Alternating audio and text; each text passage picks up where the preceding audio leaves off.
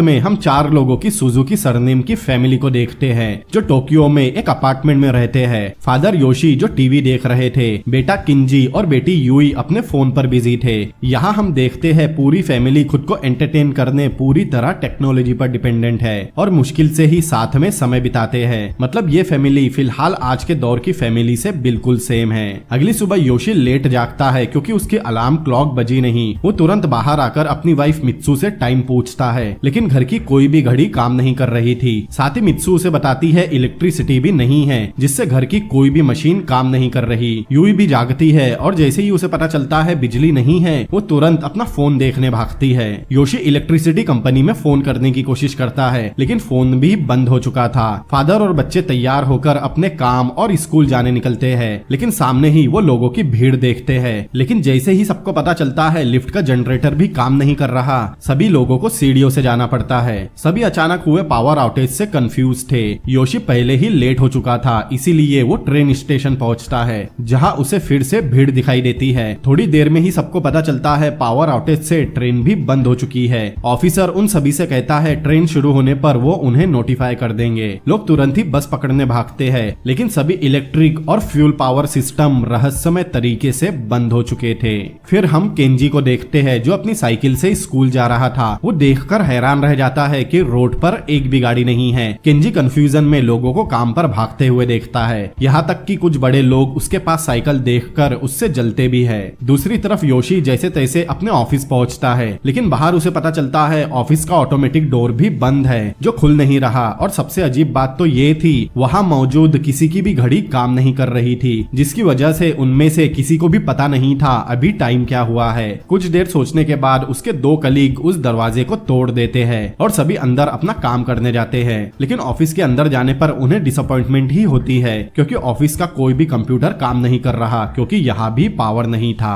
वही घर के बाहर मित्सु अपने कुछ दोस्तों से मिलती है जो सभी पावर आउटेज की बातें कर रहे थे। उसकी सभी फ्रेंड्स पास ही के स्टोर में भागती है ताकि रात के लिए कैंडल्स ले सके। मित्सु कंफ्यूज थी क्योंकि उसे लग रहा था रात होने तक पावर आ जाएगा, लेकिन फिर भी वो अपने फ्रेंड्स को फॉलो करती है। स्टोर में लोग पानी, खाना और सप्लाई का स्टॉक जमा कर रहे थे। मित्सु भी यही करती है, लेकिन पेमेंट करने के लिए लंबी लाइन लग चुकी थी। अब पेमेंट मशीन भी इलेक्ट्रिसिटी से ही चलती है, इसीलिए कैशियर अनाउंस करती है कि वो सिर्फ कैश ही एक्सेप्ट करेंगे। इसीलिए कुछ लोग लाइन तोड़कर एटीएम जाते हैं, लेकिन उन्हें पता चलता है एटीएम भी काम नहीं कर रहा। वही योशी के ऑफिस में लोगों को समझ में आता है ये कोई नॉर्मल पावर आउटेज नहीं है, लेकिन उन्हें पता नहीं आखिर हुआ क्या है। उनका बॉस आज के दिन उन्हें छुट्टी दे देता है, क्योंकि कोई भी अपने कंप्यूटर पर काम नहीं कर सकता था। बाहर वापस जाते समय योशी साइकिल स्टोर में जाता है। पावर आउटेज की वजह से साइकिल्स की कीमत बहुत बढ़ गई थी, लेकिन योशी फिर भी एक साइकिल खरीद लेता है। रात में घर में हर तरफ कैंडल्स लगी थी। सब लोग शांति से अपना डिनर करते हैं। केंजी वॉशरूम जाता है, जहां उसे पता चलता है टॉयलेट का फ्लश काम नहीं कर रहा। इसी समय नल भी बंद हो चुका था। यूई कंफ्यूज होती है क्योंकि इलेक्ट्रिसिटी जाने से नल बंद नहीं होते। डिनर के बाद दोनों बच्चे अपने रूम में जाते हैं हमेशा की तरह, लेकिन कुछ देर में ही बिना फोन और इंटरनेट के वो बोर हो चुके थे। पूरी फैमिली बालकनी में आकर खूबसूरत आसमान को देखती है। पूरे शहर में इलेक्ट्रिसिटी नहीं थी, लेकिन तारों की रोशनी से शहर दिख रहा था। फैमिली साथ में इस क्वालिटी टाइम को एंजॉय करते हैं, जो पता नहीं उन्होंने कितने समय से नहीं किया था। अब पावर आउटेज को 3 दिन हो चुके थे। उनका अपार्टमेंट पूरी तरह बदल गया था। किचन में झूठे बर्तन पड़े थे, क्योंकि बर्तन धोने पानी ही नहीं था। कपड़े घर के अंदर ही सूख रहे थे। सिर्फ 3 दिन बिजली के ना होने से लोगों की लाइफस्टाइल में भारी बदलाव आ चुका था। उसी दिन योशी के ऑफिस में उसका बॉस अनाउंस करता है पावर वापस आने तक किसी को भी काम पर आने की जरूरत नहीं। लेकिन योशी कहता है अगर वो काम नहीं करेंगे तो पैसे कैसे कमाएंगे। लेकिन उसका बॉस उसे अपने परिवार का ख्याल रखने कहता है। साथ ही उसका दावा था इस कंडीशन में टोक्यो जैसी सिटी में रहना बहुत ज्यादा मुश्किल होगा, क्योंकि बहुत जल्द शहर का पानी, खाना सब खत्म हो जाएगा। ऑफिस के बाहर योशी देखता है उसका बॉस अपनी फैमिली के साथ अपने गांव जा रहा था। योशी भी ऐसा ही करने का सोचता है, लेकिन उसे उम्मीद थी बहुत जल्द सब पहले की तरह नॉर्मल हो जाएगा।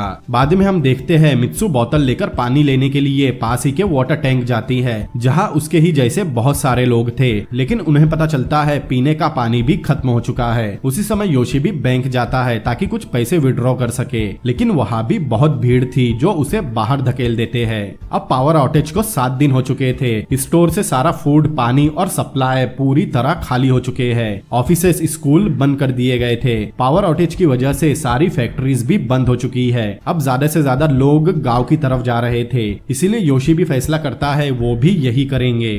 अगले दिन वो अपने बैग के साथ सुबह सुबह ही साइकिल से निकलते हैं। दोनों बच्चे खुद साइकिल चलाते हैं, लेकिन योशी मित्सु को अपने साथ लेकर चलता है। उन्हें आधे रास्ते में पानी खरीदना था, लेकिन सभी शॉप वालों ने पानी की कीमत बहुत ज्यादा बढ़ा दी थी। मित्सु बार्गेनिंग करती है और कम दामों पर बहुत सारा पानी खरीद लेती है। फिर वो एक जगह रेस्ट करते हैं और खाना खाने के बाद आगे बढ़ते हैं। फाइनली वो एयरपोर्ट तक पहुंच जाते हैं, क्योंकि उनका प्लान था वो फ्लाइट से मित्सु के फादर के पास कागोशिमा गांव जाएंगे। उन्हें किसी ने बताया था फ्लाइट चल रही है, लेकिन यहाँ भी वो डिसअपॉइंट ही होते हैं, क्योंकि बाहर भीड़ ऑफिसर्स के साथ बहस कर रही थी। ऑफिसर्स बताते हैं जब तक पावर वापस नहीं आता सारी फ्लाइट्स कैंसिल हो चुकी है। अब उनके पास जाने के लिए जगह नहीं थी, इसीलिए वो पास ही के होटल में जाते हैं। होटल की ओनर यहाँ उनकी सिचुएशन का एडवांटेज लेते हुए उनसे बहुत ज्यादा पैसे मांगती है, लेकिन वो कोई कंप्लेन भी नहीं कर सकते थे। रात में योई उन्हें वापस चलने बोलती है, लेकिन योशी के मुताबिक अब तक टोक्यो में पानी और खाना खत्म हो चुका होगा और पानी के बिना वहाँ जिंदा रहना नामुमकिन है। अब उन्हें साइकिल से ही कागोशिमा जाना होगा। अगले दिन केंजी और यूई एक बुक स्टोर में जाते हैं और वहाँ से एक मैप लेते हैं ताकि उससे लोकेशन नेविगेट कर सके। उसी समय पेरेंट्स एक लेडी से योशी की शराब की 2 बोतल के बदले एक साइकिल और कुछ खाना एक्सचेंज करते हैं। फिर फैमिली अपनी जर्नी कंटिन्यू करती है। कुछ घंटों बाद वो हाईवे पर पहुँचते हैं, जहाँ उनके ही जैसे बहुत सारे लोग थे और बहुत से लोग पैदल गाँव जा रहे थे। ये सीन देखकर आपको कुछ याद तो आया ही होगा। खैर रात होने पर वो एक कैंप में बाकी ट्रैवलर्स के साथ रुकते हैं। एक कपल उन्हें पानी पीता देख उनसे थोड़ा पानी मांगता है, लेकिन वो झूठ बोलते हैं ये उनकी आखिरी बोतल थी। खाना खाने के बाद सभी बाहर ही सो जाते हैं। अगली सुबह वो अपनी जर्नी कंटिन्यू करते हैं, लेकिन एक टनल में उन्हें बहुत सारी लाशें दिखाई देती है। वहाँ एक बूढ़ी औरत उनकी मदद करती है और उन्हें टनल से बाहर निकालती है। अब पावर आउटेज को 16 दिन हो चुके थे। परिवार एक नदी के पास रुका था, जहाँ उनकी पानी की आखिरी बोतल भी खत्म हो जाती है। अब कोई भी ऑप्शन ना होने के कारण योशी डायरेक्टली नदी का पानी पीता है। नदी से आगे बढ़ने पर उन्हें एक बहुत बड़ा तूफान मिलता है, इसीलिए उन्हें अपनी साइकिल और चीजें छोड़कर एक पुल के नीचे शेल्टर लेना पड़ता है। तूफान खत्म होने पर वो देखते हैं एक बाइक का टायर खराब हो चुका था, साथ ही उनके कपड़े और खाना भी बर्बाद हो चुका है। बाद में दोनों बच्चे पास ही के एक शहर में जाकर पानी और खाना ढूंढते हैं, जबकि उनके पेरेंट्स शहर के बाहर रुके थे। दोनों भी एक स्टोर पहुंचते हैं, लेकिन अंदर जाने पर उन्हें पता चलता है स्टोर का फूड सेक्शन पूरी तरह खाली हो चुका है। केंजी अपनी साइकिल के लिए टायर देखने जाता है, लेकिन सारे टायर्स बिक चुके थे। उन्हें स्टोर में बैटरी वाटर मिलता है जिसे पिया जा सकता है। यूई अपने साथ कैट फूड ले लेती है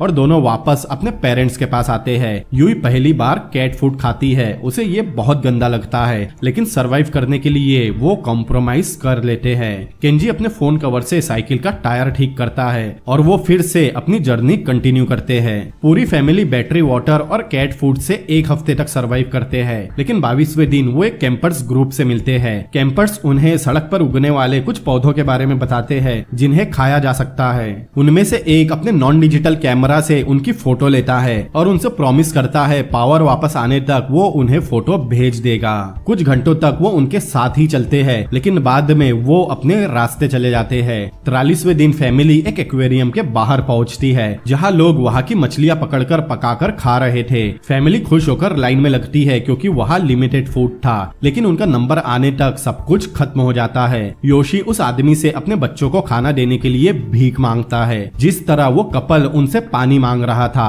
लेकिन उनकी ही तरह वो आदमी भी मना कर देता है। निराश होकर फैमिली अपनी जर्नी कंटिन्यू करती है, लेकिन जल्दी ही पानी और खाने की कमी से सभी बहुत थक जाते हैं। एक दिन थक कर वो जमीन पर बैठ जाते हैं। तब भूख से योशी कीड़ा खाने वाला था, लेकिन तभी वो पास ही में एक पिग देखते हैं। सब और ज्यादा खुश होते हैं जब योशी पिग को पकड़ लेता है, लेकिन भूख से मरते हुए भी वो पिग को मारने में हिचकिचा रहे थे। तभी वहाँ एक आदमी आता है और खुद ही पिग के टुकड़े कर देता है। वो खुद का नाम टनाका बताता है और फैमिली से उस पिग को उसके फार्म तक लाने कहता है। उसके घर पर वो उन्हें खाना खिलाता है। कुछ दिनों से भूखे होने की वजह से वो सब पूरा खाना ही खा जाते हैं। वो टनाका के साथ साथ हफ्ते भर रहते हैं, लेकिन फिर से गांव जाने की अपनी जर्नी कंटिन्यू करते हैं। 3 दिनों बाद वो एक नदी के सामने थे। उन्हें पता चलता है जिस मैप को वो फॉलो कर रहे थे वो पुराना मैप है। अब उन्हें अपने गांव जाने नदी पार करनी होगी, इसीलिए वो लकड़ियों के टुकड़ों से एक राफ्ट बनाते हैं और बहुत मुश्किल से मित्सु और यूई को नदी की दूसरी तरफ पहुंचाते हैं। फिर योशी और केंजी अगली ट्रिप में अपनी साइकिल लेने वापस आते हैं, लेकिन वापस आते समय ही बारिश बहुत तेज हो जाती है और पानी का बहाव भी। उनका राफ्ट टूट जाता है और योशी साइकिल के साथ डूब जाता है। केंजी अपने फादर को बचाने की पूरी कोशिश करता है, लेकिन नदी में उसे योशी की विग ही मिलती है।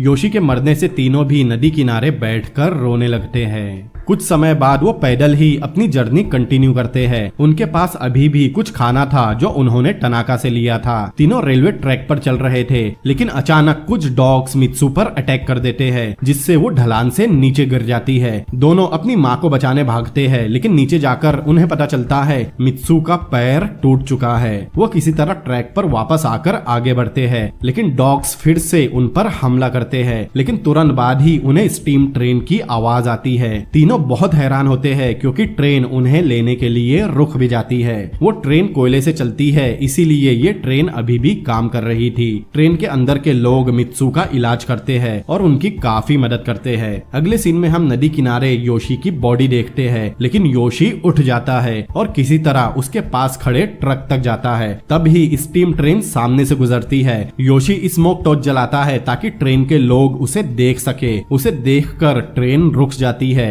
और फाइनली परिवार खुशी खुशी रियूनाइट होता है। ट्रेन उन्हें उनके गांव तक छोड़ती है और वो कई सालों बाद मित्सु के फादर से मिलते हैं और उनके साथ रहना शुरू कर देते हैं। अगले सीन में हम देखते हैं पावर आउटेज को 2 साल और 126 दिन गुजर चुके हैं। पूरा परिवार खूबसूरत कागोशिमा गांव में रह रहा है। वो यहाँ बहुत खुश थे। वो फिशिंग करते, अपने कपड़े खुद बनाते और अपनी सब्जी भी खुद ही उगाते। लेकिन एक दिन योशी अलार्म की आवाज से जागता है। फिर सभी गाँव वाले जागते हैं क्योंकि पावर वापस आ चुका था। लाइट जलना और फोन बजने शुरू हो चुके थे। सभी बहुत ज्यादा हैरान थे, लेकिन उन्हें पता नहीं था पावर वापस कैसे आई। लेकिन यहाँ फैमिली खुश होने की जगह कुछ दुखी नजर आती है। कुछ हफ्तों बाद परिवार टोक्यो वापस आकर अपनी पुरानी जिंदगी जीने लगा था। न्यूज में बता रहे थे 2 साल और 126 दिन का पावर आउटेज सूरज की सोलर फ्लेयर की वजह से आया था। कुछ लोग यकीन करते थे कि ये कोई टेररिस्ट अटैक था, लेकिन किसी को भी इस पावर आउटेज का असली रीजन पता नहीं था। सब लोग बस अंदाजे ही लगा रहे थे। आखिरी सीन में हम देखते हैं फैमिली को एक फोटो आती है। ये वही फोटो थी जो सफर के दौरान उस कैंपर ने ली थी। पावर आउटेज ने लोगों को जिंदगी की दूसरी जरूरी चीजों पर सोचने के लिए मजबूर कर दिया था, जिन चीजों को सभी इग्नोर करते हैं। जैसे सुजुकी फैमिली, पहले उन्हें एक दूसरे की कोई परवाह नहीं थी। सभी अपनी अपनी जिंदगी और फोन में बिजी थे, लेकिन अब वो इतने करीब थे जैसे पहले कभी नहीं थे। सिर्फ इस वजह से क्योंकि उन्होंने मुश्किल समय का साथ में सामना किया। वर्ल्ड विदाउट टेक्नोलॉजी ये अब तक की मेरी सबसे ज्यादा स्कैरी मूवी है। तो दोस्तों, आपको क्या लगता है, अगर असली जिंदगी में ऐसा पावर आउटेज होता है तो क्या दुनिया में ऐसे ही हालात होंगे या इससे भी बदतर होंगे? मुझे लगता है इससे भी बदतर होंगे। पूरी दुनिया ही खत्म हो जाएगी। आप बोलोगे वो कैसे? तो बहुत सिंपल सी बात है। अगर पूरी दुनिया की इलेक्ट्रिसिटी खत्म हो जाती है तो न्यूक्लियर पावर प्लांट को कोई कंट्रोल नहीं कर पाएगा और एक एक करके दुनिया के सभी न्यूक्लियर प्लांट ब्लास्ट होने शुरू हो जाएंगे और रेडिएशन से सारी दुनिया खत्म। ये तो सिर्फ एक सिनारियो है जो मैंने आपको बताया है। ऐसी ही कई और डेंजरस सिचुएशन बनेगी। जैसे दुनिया में जितने डैम्स है, बारिश के मौसम में वो सब ओवरफ्लो होकर टूट जाएंगे क्योंकि उनके गेट ही नहीं खुलेंगे और बड़े बड़े शहर और छोटे छोटे देश पानी में डूब जाएंगे।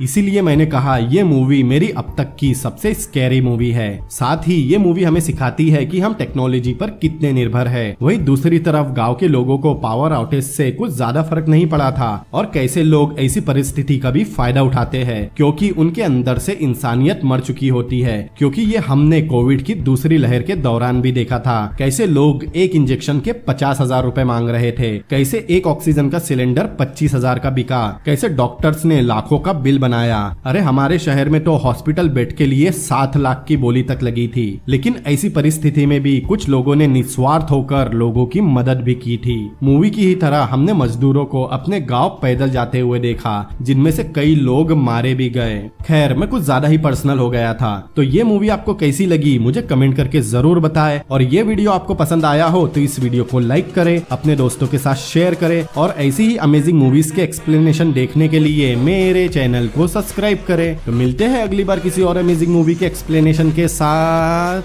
Peace out.